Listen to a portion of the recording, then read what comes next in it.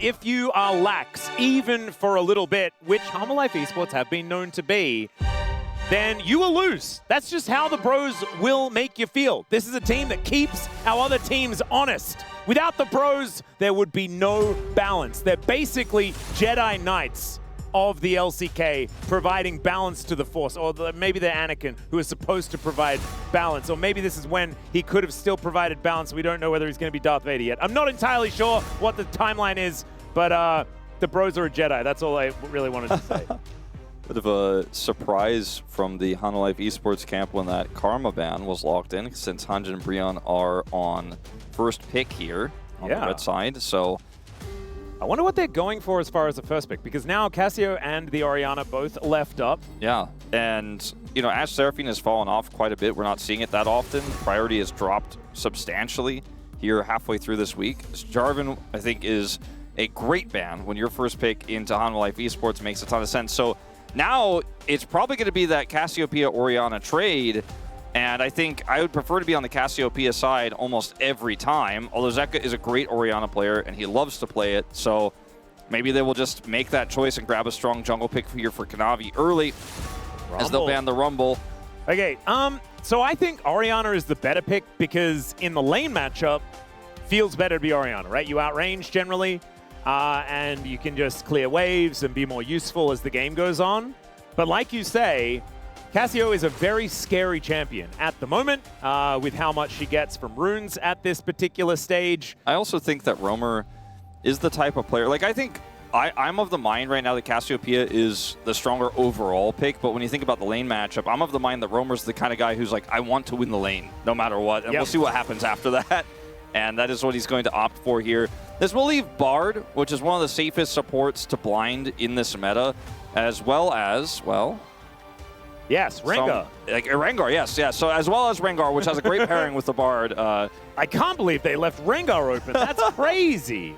I thought they were going to go for the Vi pick early, and I was a little bit surprised by that, because it really changes the tone of this draft. But instead, they're going to lock in this really strong Caitlyn Bard lane. Yep.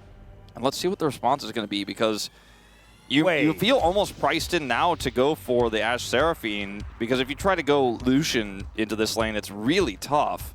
You can win all-ins with the Lucian, but I'm kind of on your side. I think maybe what we need to do as Hanjin Brion is lock in a very powerful top side of the map, and then hope that Teddy and Namgung have something weird that they can play afterwards. One of their pike lanes could be a very fun one if that doesn't get banned away. Maybe they just go for the first pick Gnar or Renekton for casting, and both of those end up being fairly blindable here. Instead, something completely different, putting Namgung on the Nautilus would be strange to say the least into this matchup, where it's going to be incredibly hard to pilot the Nautilus, and strong pairing champions like the Misfortune will 100% be banned away by Life Esports. I think this one you kind of have to keep in your back pocket and pull out. I don't know if you could really push this one forward and feel good about it, in my opinion. Yeah, I think into Bard it can be quite difficult. That being said, hard engage into these lanes has found some success here in the LCK.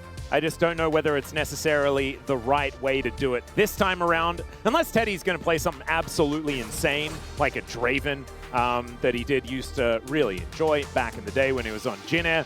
But the Vi are going to be locked in like they were toying with earlier on in the draft, and so just going to lock away their bottom lane and jungle, and Zeus and Zeka's picks are going to be left ambiguous for now. Yeah, we'll see the Misfortune ban first, I think, as it works incredibly well with Orianna as well as the Nautilus. Yep. So that just, and especially when you have a Lee Sin that could be a mobile ball carrier, it's always a big problem.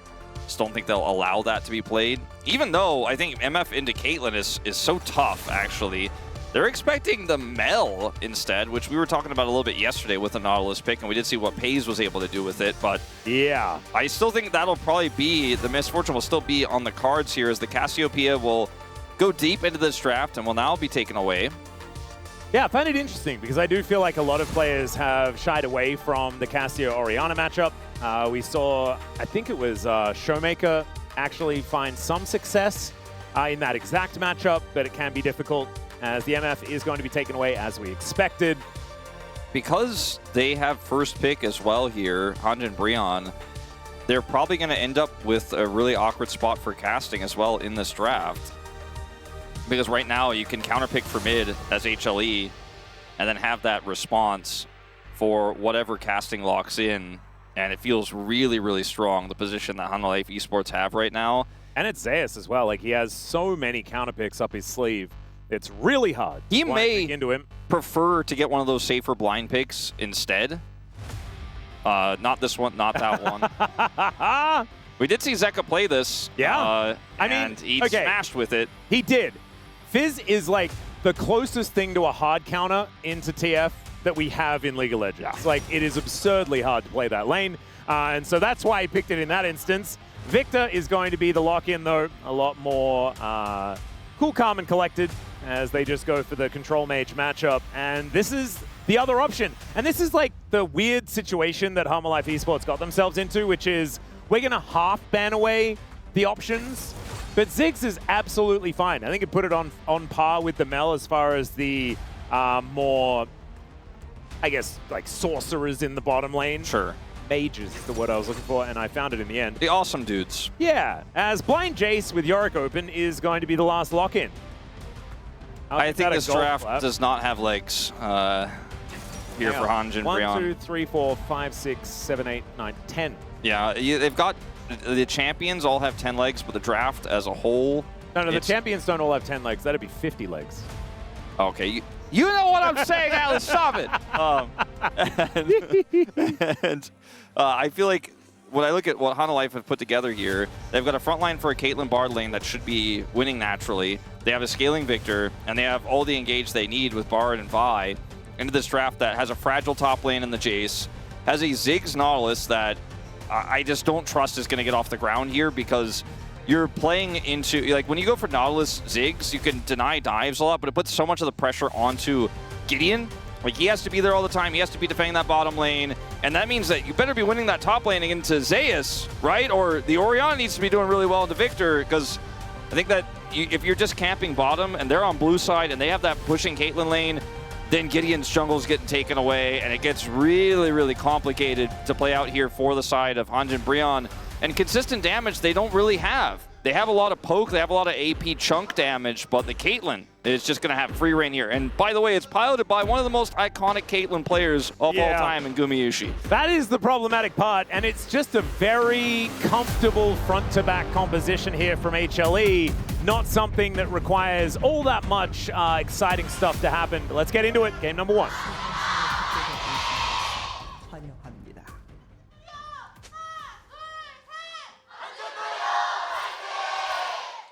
All right, here we are, ladies and gentlemen, onto the Rift for game number 1 of Hanwha Life Esports versus Bro. The Bros with the ability to push HLE into 3rd place. With a victory of any kind in this series, they will not be able to equalize things with Gen G and T1, and will therefore be knocked down to 3rd. Yeah. If they win, 1st place, no worries.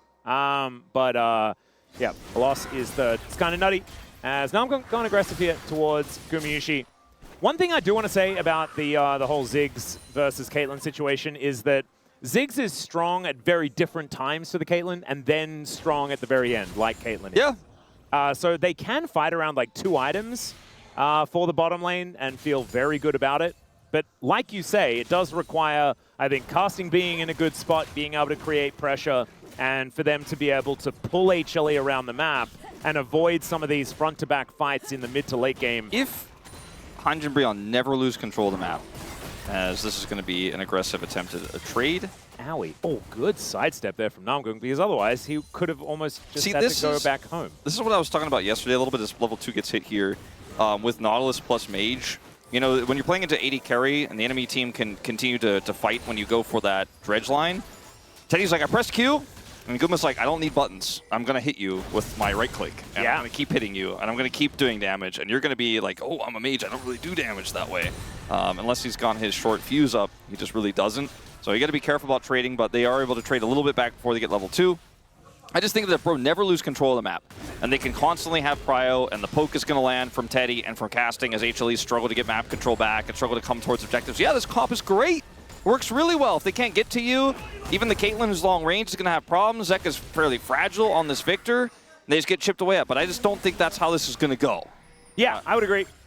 There's also the Kanavi issue, and Kanavi versus Gideon is something that you brought up earlier, something that Gideon was able to pilot pretty effectively in some of their previous matchups. But I think so much is going to be leaning on him in this game. Romer may be dead. Oh, yeah. And that's a flash in from Delight. Great reaction, but it's just not good enough as Romer is going to be taken down and is now without his flash. As Gideon going to get Vault broken. Does manage to land the Q, but of course Delight is here. So a little bit late. Talked about how Prio can mess up the jungle with blue side where Kanavi can come in and start taking your camps away. They were like, let's try something different. Let's just get the roaming Bard to take out the Orianna who's struggling in lane and just kill Romer with a flash over the wall at full health. And there was just no response. Bro did not expect it. And Romer was on the wrong side of his turret and he just dies. So that was a very aggressive play. Flash traded, but absolutely worth it here for Delight. And Gumo was just pushing 1v2. Like, if you look at the minimap right now, look at how much power they have, even with Delight not being there. And Romer is on the wrong side of the turret, so it's just an easy play here for Delight, because he just doesn't expect Romer that Delight's going to come in and flash over the wall, then magical journey out. It's actually like... At level 3. It's such a good play as well, like making sure that he flashes first. It's now Gideon finds the cripple onto Zeka, but he makes it back to his turret. And so the Lee Sin just going to back away. Gravity Field goes down. Romer is still farming just fine in this matchup, although there is a full wave to catch here for Zeka. Not the end of the world. It is still not a great time as First Blood over to the Victor is a worrying start. I don't remember who said it. I think it might have been you. It might have been Valdez. I don't know, but someone said something that was so true the other day after Zeka played his first. Valdez. Zeka played his first Victor game in a while and popped off, and we were like, I guess he's good at this now too. Like, remember when he played Ziggs, and we were like, oh, is Ziggs as good now? Is Victor's good now? Is Orianna's good now? Yeah, he was playing that at DWC and was looking really good. It's kind of nutty that Zeka is now. He just keeps leveling up. He just keeps improving his champion pool, because that was the biggest criticism anyone could have of him over his career. Even in his most dominant era, even when he won a world championship, we were like, yeah, but he can't. You know, his Azir was a little sussy, and like, he can't play Corki. So. And like, even winning a world championship wasn't enough for people to be like, I think he's got it figured out. It took a little bit longer than that, but you know, here we are in 2026, and Zeus?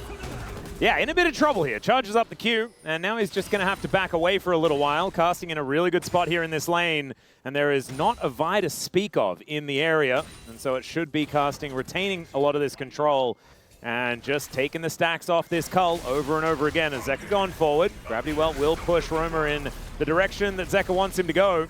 And Romer's going to have to get out of the way of this Arcane Storm. Romer wants to hit level 6 here and make a play with Gideon. Gideon also doesn't have 6 though, so I think Zeka is going to be fine. He has Flash and a huge wave. Yeah, he's playing very aggressively though. Yeah, there is a Vi making his way over. The Shockwave hits the air. Oh! Notice the anchor, the sidesteps from Zeka, my goodness! All right.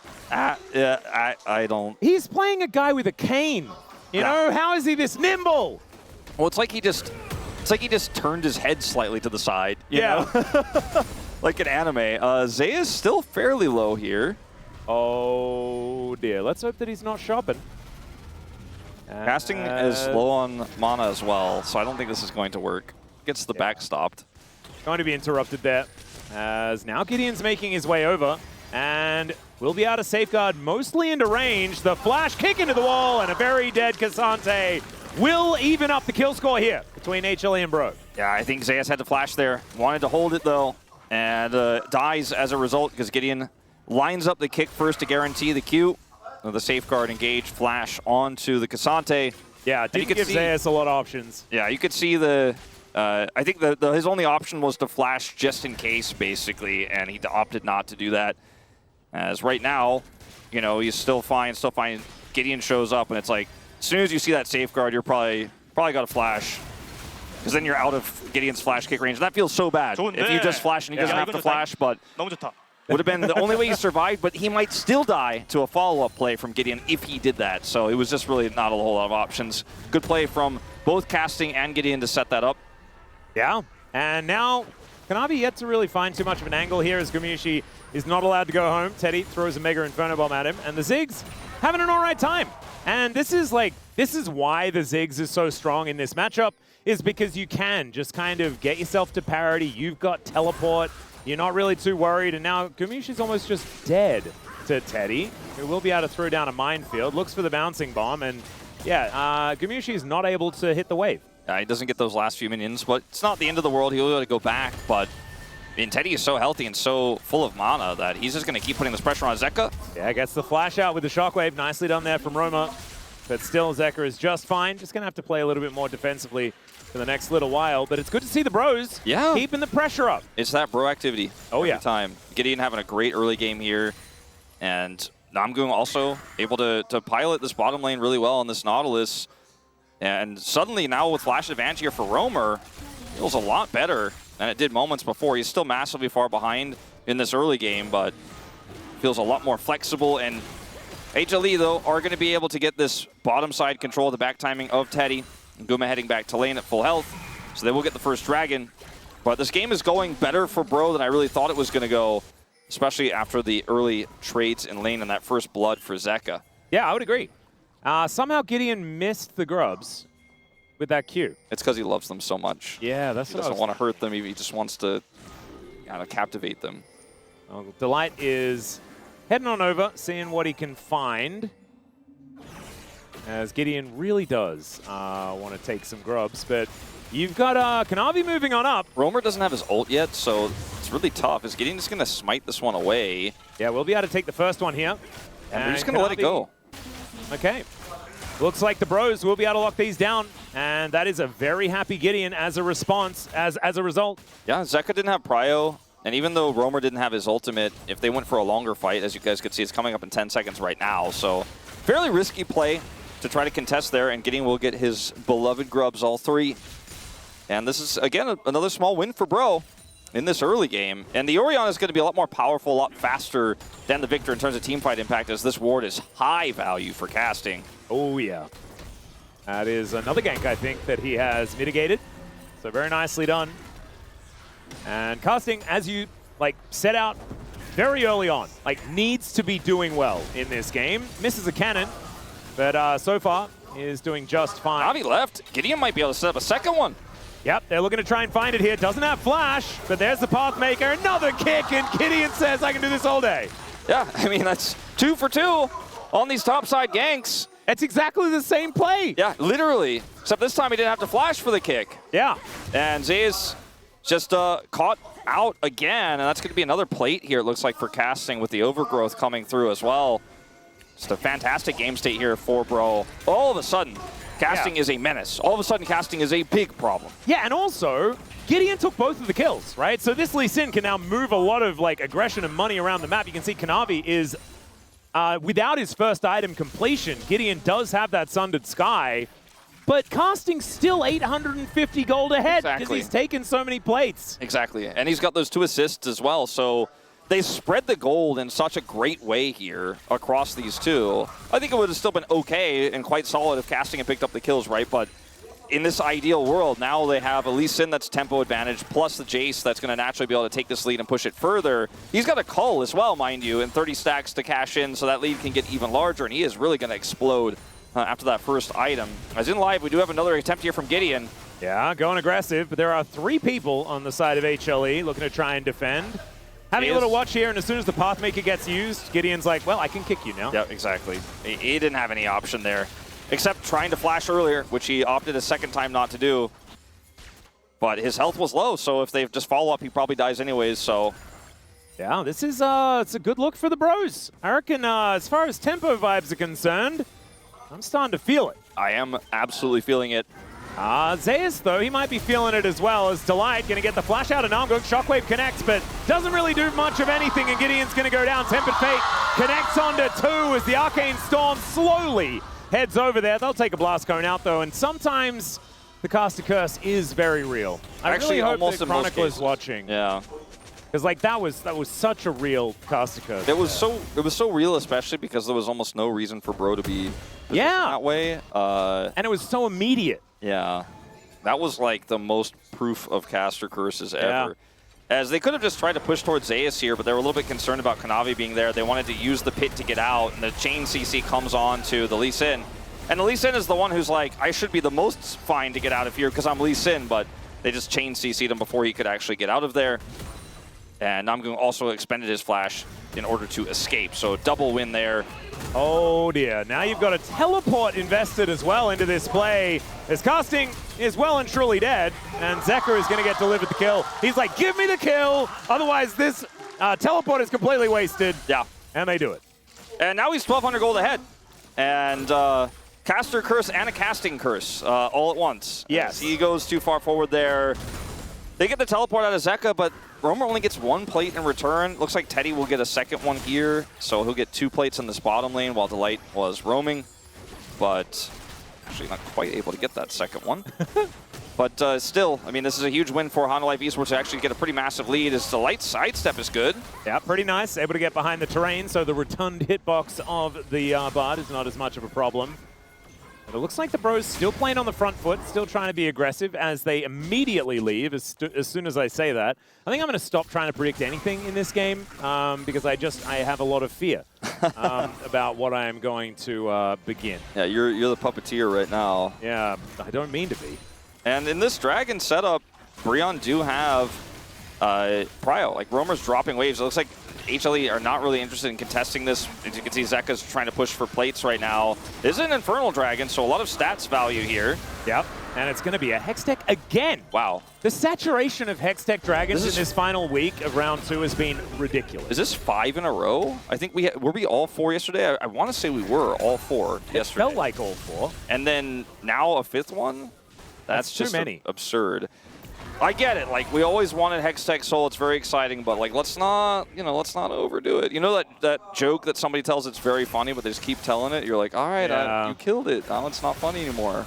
Now Hextech Soul just isn't epic anymore. Yeah. We didn't have a lot of souls taken yesterday, and we just had a lot of souls on the Rift. Well, we had some one-sided games yesterday. Yeah. Unfortunately. For DNS and for BNK Furex, although BNK Furex versus T1 was at least interesting for a little while in a few of those games. But we digress. Let's get back to HLE versus Bro, as there is a bit of a siege towards his top lane. And by siege, I mean Zeka is here. And he is very, very frightening on this Victor. Actually, a big bounty on his head as well. I imagine that the Bros would like to try and cash in on that. Yeah, I don't think they should try to fight for this Herald, on the other hand, right now with no setup, and these traps are coming in. Oh, Namgung will at least try and do something. The teleport is going to get interrupted, though, and Zeus still has his. Bouncing bomb goes wide, safeguard required, and the Ziggs is tagged. Gideon looking for an angle here. There's the kickback onto Delight, gets tagged by the Shockwave and destroyed by the Mega Inferno Bomb, but Gideon going to go down as well. Namgung is going to catch Kanavi, but Kanavi doesn't care about that. That's just going to be more money over to Zeka, and HLE, yeah, the orange tank is doing a bunch of work here in this game. Yeah, the orange tank is a siege tank right now. Yes. And it's in siege mode, getting that turret and an additional charge here to get a majority of this turret. Casting says no! And now he's like, very cute. Actually, I might die now. This is not fair. Well, there is a teleport coming in. It's going to take a little while to kill the Grasp of the Undying Jace, but Romer, I don't think, is going to be able to punish anyone. Romer doesn't have his ult, so I think you're right. I don't think he can, and there is also a bot here as well. Oh, no. Yeah, Zeus has gone all out. I mean, he has flash, but he was always going to die.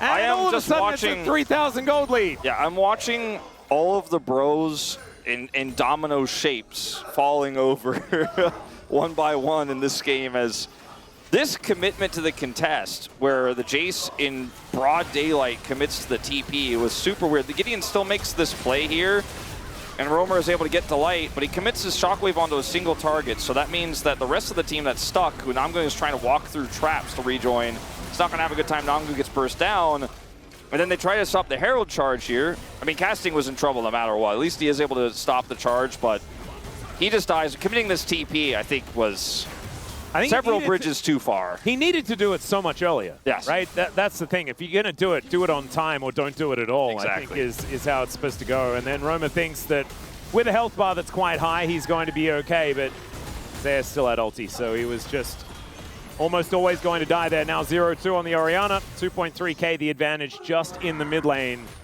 As an anchor is thrown down here, but Namgung is the one that's in trouble, I imagine. Cosmic Binding does come on through, and now Depth Charge onto Gumayusi. Q going to connect, Mega Inferno Bomb does come on down, and no, that 1-2 punch, just gorgeous. Gumayusi going to be taken out. That looks like to be all they're going to get from this one, though. It's a Tempered Fate, comes on through. Gideon looking for an angle once again, but Teddy, he is going to get destroyed as well, as XT180 carries eliminated from the battlefield. Yeah. I mean, I'm liking what we're seeing here with Gideon's kicks. I'm liking it. You know, he's had, what, 4 great kicks that have led to kills this game. Yeah. And that's all of their kills. He's been kicking back. The bad guy isn't leading kills there. However, not able to win what happens next in any of these big fights. That was really cool. Like, Casting was ready for the kick, into the shock blast. Everything looked great. And then, you know, they're just way too far forward and they end up And there's getting also caught. just no damage follow-up, right? As the Bros are going to step on a control ward. It's a lot of bounty really want gold. to kill Zeka, who is here towards his bottom side, and they are underneath the turret trying to deal with him. They get their target, right? But the tower falls down in the top lane. Casting's dead as well as Gideon, and the Drake is spawning in 20 seconds. Zeus doesn't even need to go down there. And it's a kill to Gideon as well. So he had the early lead, but it doesn't feel useful anymore. Oh, that was pretty cute from Teddy. But I don't know whether it's all that necessary. It's immediately flashing as soon as you get to a lane is not really what you want to happen. If this kill goes over to the Jace, it feels so much better. And, I mean, not this kill. This was the play from a really long time ago where Gideon is able to set up this kick. Up to the follow-up here for the dredge line. Or not dredge line, but the ultimate. Yep. There from Namgung. And it's the depth charge, struggling to get that one across. But this play from Delight means that Teddy also dies. No ability to flash this, so doesn't even try. And just goes down. And then here, Zeka, man, I want to see this guy play Dance Dance Revolution. Oh, yeah. Like, what is going on? I just can't hit him. And he lives for so long that Gideon has to commit the second Q to secure the kill, which means Casting doesn't get the kill. They both die.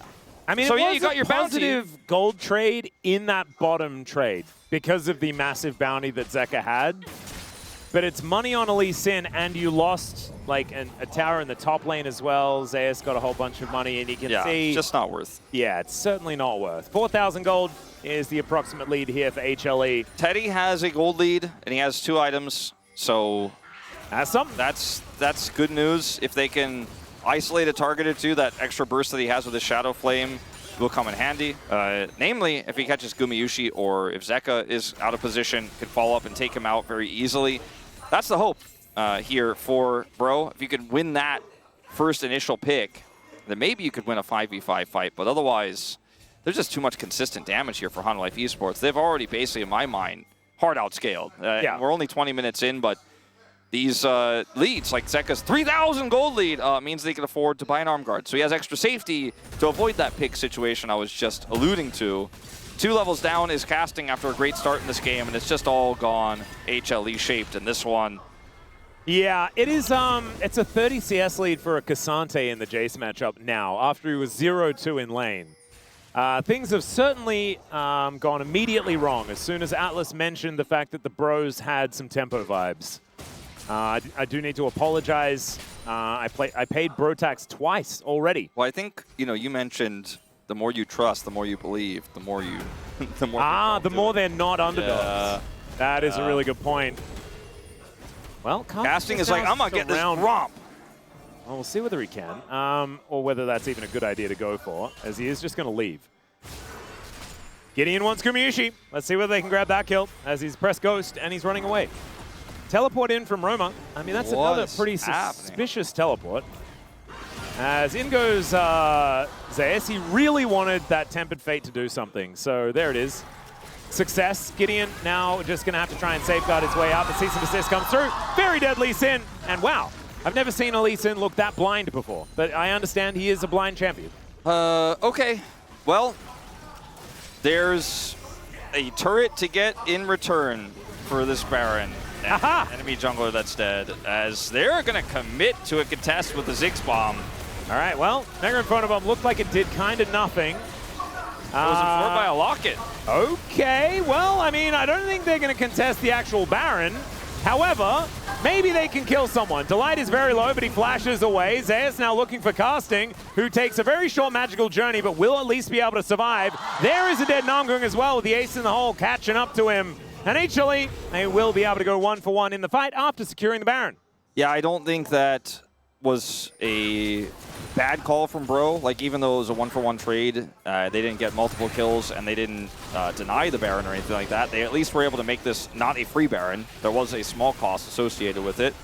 Delight's the one who gets pinched here, so he's able to buy a ton of time with his magical journey, and that means that Roamer's not hitting the rest of these targets. Teddy isn't able to offer more than an ult on the other side, and Delight was able to also use the Locket during his ultimate to prevent a majority of that damage from coming through from the Super Mega Inferno Bomb. Aha! And Super Mega Death Inferno Bomb Rocket. That's what I like. Super duper Rocket Bomb. Yeah. Boomba. Plus Remember when Jinx and Ziggs were like meta at the same time? Yeah. God, that was annoying. It was just... I never say his ult right.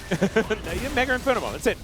That's all you needed to do. You said it right like 4 times. I just made it worse. As now Zeus is going 1 versus 2, and it's working.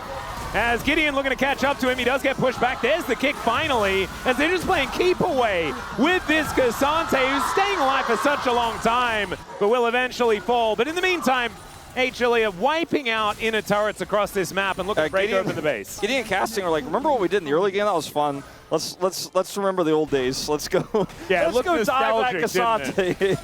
Forget about the base, forget about long-term plans and problems. Let's kill Cassante.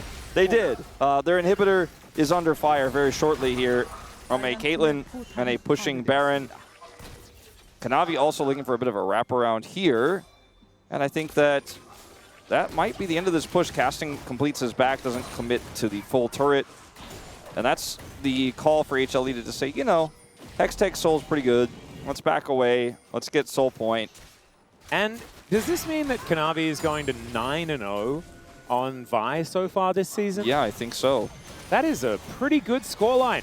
It's pretty solid, yeah. He's doing a lot of the winning. Yeah. Gumiushi also doing a lot of the not needing to avoid stuff, which was kind of cute, as the Shock Blast goes violently wide. Gideon looking for a bit of an angle here as looks to get on top of Guma, but not able to find him. Does get the flash out of the Caitlyn. That is good news. As now Kanavi going aggressive onto Namgung. He runs out of his Aftershock, and that's going to mean that he's very, very dead. Gumiushi just walks up to him and shoots him. All right, well, that's a lot of the engage gone here for Bro. Zeka's just looking for Roamer. My goodness. Okay, Roamer takes half of his health bar in damage to just a few buttons from Zeka. He does step on a minefield, though, and takes a lot of damage. Yeah.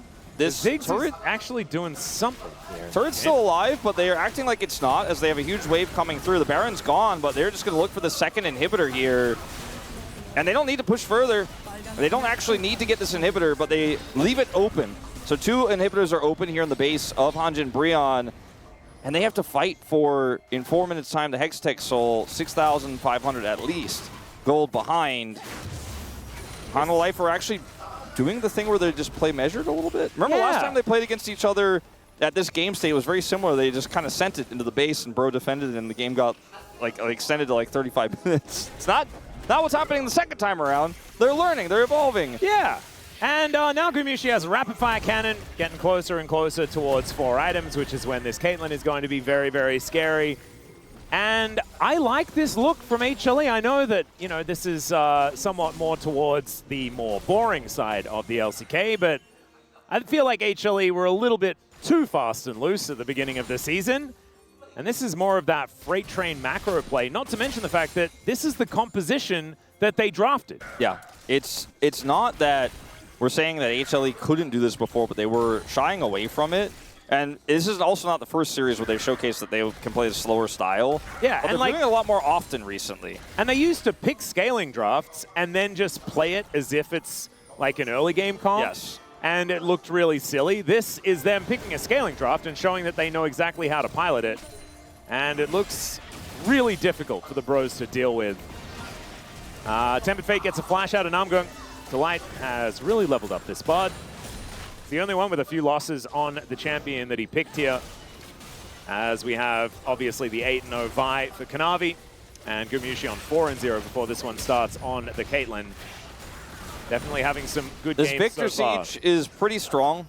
Obviously, the wave clear of Teddy is going to keep them in this game a little bit longer, right? He's able to clear these so fast that Honda Life Esports, even with their Victor push and with this group up with the Caitlyn, are just not quite able to take this out as Gumo wants a rapid-fire cannon shot to get that last plate, but he's just going to play safe instead, which is the right call. And they will take this turret out. Yeah, slowly but surely, going to be able to grab that one now. About 35 seconds until the Baron is available, as Kanavi might get taken out here. They do throw the kitchen sink at him. And let's see, yeah, just going to be able to flash away. Shock Blast not quite going to connect. And Kanavi's GA is now on cooldown, but at least his body isn't on cooldown. They did not get the satchel after the GA respawn, so he lives, and there can be a contest for Baron. Bro have to keep pushing this. Like, they cannot just let Hanwha get a free back here. They have to push them back to lay their backs and hope that they can actually rush this Baron down. That's got to be the game plan here. Yep, Gideon knows the task, as flash out from casting, not going to get caught by the Tempered Fate, as the bros are grouped up. Kanavi stuck around, now without flash, and going to finally be going back now. So a possible window here for the bros to find an angle towards this this Baron, but I just don't think that it's all that in the realm of possibility. They don't have a lot of consistent damage. Yeah, Zayas is building so much MR as well right now that you could see that Teddy can't really hurt him. Obviously, when you have the Orianna and the Ziggs, you're like, Jace probably isn't going to kill him. Can we kill him? Can anyone kill him? You're like, maybe we shouldn't even hit him. Oh, that's a good item. Yeah, that's a good item, but is it too late? I mean, it's going to be a lot of extra stats for a potential take here, but they don't have an AD carry, like you mentioned. They can't rush the Baron, and they're going to need to, like, you know, get a end turret. Like, they need to get that outer turret in mid, I think, before they could really consider trying to push for a Baron start. I mean, they're heading towards it right now. And there is still so much vision from HLE in the area at the same time. And yeah, 25 seconds, and that is Soul Point available for HLE already. So the bros going to get pulled around the map. This is the value of Soul Point. As casting's on a bit of a flank angle, they at least have a control ward down. But HLE are just waiting for them. They know that they have to make this mistake. As Tempered Fate going to get collected here by Namgung, who didn't have flash, is going to go for a bit of a re-engage here. Knew that he was in a lot of trouble as Mega Inferno Bomb does go down. Ace in the hole, though, will finish him off. The three-man shockwave is decent. The kickback onto Guma as Gideon. That was such a weird resonating strike. But unfortunately, HLE are going to be able to make it out. They are limping, but the Bros just couldn't finish him off. They're so low that maybe Breon can actually get this Dragon potentially here during their resets. If it is Hextech, so there's Hextech gates they can use to try to rush back over here for a contest. As you can see on the minimap, they're heading over right now. They have to rush the town so fast. They're so slow with it. Yeah, they have to commit to this as Kanavi is moving over. There's going to be no smite, so they will be able to secure the Dragon. But now, Zayas is looking for the fight. He pushes a whole bunch of them back. As the light comes on over, Teddy gets engaged on by the Bard. As in the meantime, you've got an all-out from Zayas trying to kill Roma, who's completely out of mana. But Gideon gets on top of him. Zayas is going to go down, and now Teddy is all right. Was able to get over the wall. And the Bros heist will be successful. They only have to sacrifice casting. Yeah, but now they're the ones with the low health bars. They're the ones who have to reset. Now, Teddy and Roma both have TP here. Honda Life Esports, even with this Caitlyn sitting on IE, are not actually, I think, poised to take this Baron right now because of those TPs, because of the contest possibility. With no front line here, this gets a little bit more interesting here. That 6,500 goal lead has not changed, and we're getting more and more items, so, you know, this could be winnable. As this is a bit of an over-aggressive play here from HLE to kill Namgung when so much of the damage is coming through. This angle for Gideon, by the way, he goes in so late, and the Delight is his target because he's like, all right, well, I can't kill Guma, but I can follow here through the wall, but he can't actually follow fully through the wall because he went early. If he waited at the end. If he waited, does he maybe just like lose the Q? Kill him and die or something though? Like, yeah, or like I guess like he probably would have persisted. I guess he was like, I don't want to lose the Q, but I think that he had plenty of time to wait. As then Zayas gets cut off here as they're trying to cut Bro off from the retreat. So wonky, funky fight situation as HLE now have a lot of vision control over this Baron. But again, all the Bros are here. They've got a lot of pokes, so they have to actually two-man this and keep the Bros honest because they don't have vision. But I think this is the right call here for HLE. So measured. Yeah, Gideon now going to try and move in as Kanavi in the area.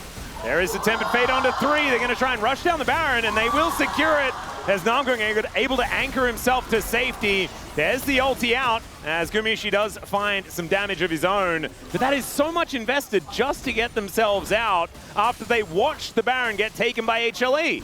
Yeah, and you know, it's in this moment where Delight just makes the exact right call. He's like, all I have to do is buy time. We press Smite. Now we have Baron and we can push to end.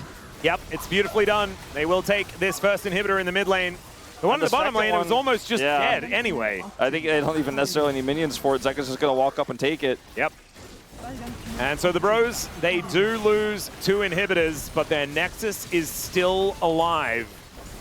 And all 5 members up and available for now. Not a whole lot of flashes left as Roma able to dash cannon his way out. Cease and desist from Kanavi, but he's so far into the enemy base that he's destroyed by the fountain laser. And no, I'm not talking about Teddy, but he is creating such a distraction that the rest of HLE are able to take down both Nexus turrets. Still a 4 versus 5 as Zeus is going to make it a 4 versus 4. Teddy going to get hit by the Tempered Fate alongside Zeus, and Zeka closes in on the Ziggs. Casting still with a bit of damage here, but so does Gumayushi, and the Nexus will fall. HLE claim game number 1 over the Bros. Draft, right? Zeus could have gone for the Yorick instead and gone for I'm going to be able to out-split push the Jace later on in the game. But instead, they go for this more front-to-back team fighting composition and play to it accordingly. 머리 공 조심. 잘 봐. 베이스 빼고 다른 볼.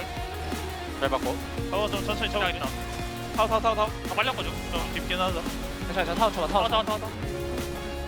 이거 4대5 가야 될 듯? 노틸 공 받았어? 맞아. 없어. 해봐. 지금 맞은 거야. 해봐 이거 와봐. 헤드 쪽 봐줄게 나는. 와봐. 천천히 오른쪽에 봐. 나공 2초. 위에 살짝 봤어. 위에. 여기도 좋아. 걸렸어. 아래도 좋아. 칙스. 네, 4덮을.